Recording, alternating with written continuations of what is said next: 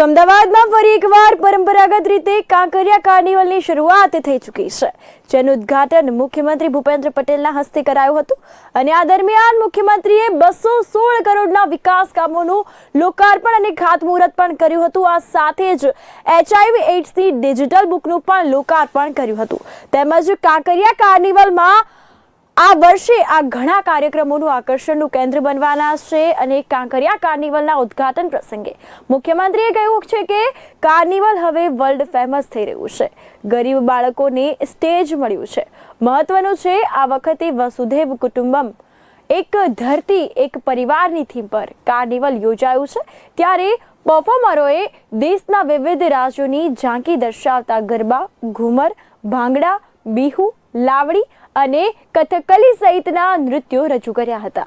5 દિવસ સુધી ચાલનારા આ કાર્નિવલમાં અનેક ભવ્ય કાર્યક્રમો કરાશે અને આ માટે 3 મોટા સ્ટેજ બનાવાયા છે, જેમાં લોક ડાયરો, બોલિવૂડ ફ્યુઝન, દિવ્યાંગ બાળકોના ગીત અને શાળાના બાળકોના ડાન્સ પરફોર્મન્સ રજૂ કરાશે।